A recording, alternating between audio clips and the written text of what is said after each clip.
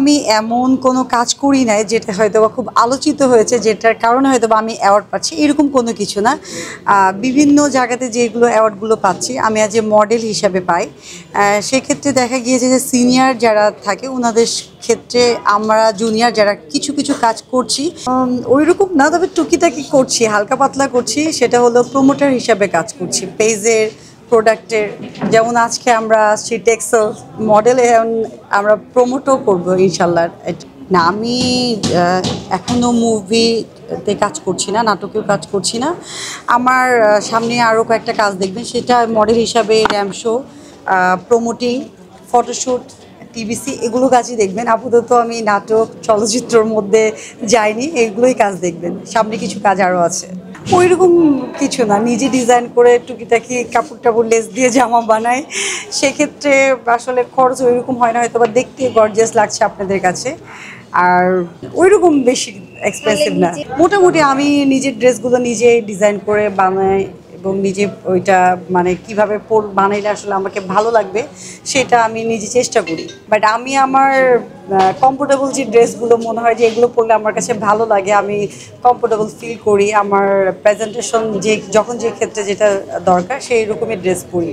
আজকে যেহেতু আমাদের টেক্সটাইলের যে মডেল হিসাবে তাদের প্রোডাক্ট প্রমোটের জন্য আমরা এসেছি, তো আমাদেরকে মানে বলাই হয়েছিল যে এই টাইপের একটু মডার্ন টাইপের ড্রেস থাকবে এবং খুব ডার্ক কালার। সো আমরা এইভাবে পরে আসছি আজকে। মেকআপের পেছনে আসলে অনেক অনেক টাকা সবারই লাগে, আপনারাও যদি ইউজ করেন জানেন, কারণ মেকআপের প্রোডাক্টগুলোর দাম অনেক বেশি এখন ইদানিং হয়ে গেছে।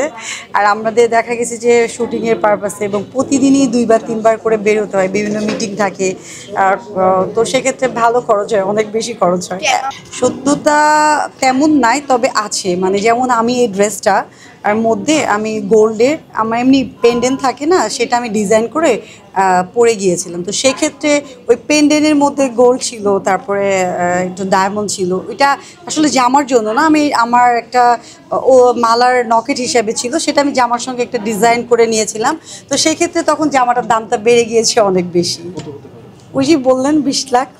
হ্যাঁ, তখন তো দাম তো বেড়ে যাবে। মানে আমার ডিজাইন যেহেতু আমি ওর মধ্যে গোল্ড লাগিয়েছি, ডায়মন্ড লাগিয়েছি, এটা কেউ কেউ বুঝে না। যে কয়েকজন ভাইয়া দেখি কি ধরে ফেলছে যে আপু এটা কী, আমি সেটা দেখার দরকার নাই, এটা আমার ডিজাইনের জিনিস। আপনার কাজের পরিমাণ যেটা আছে তার থেকে অর্ডার পরিমাণ কি একটু বেশি?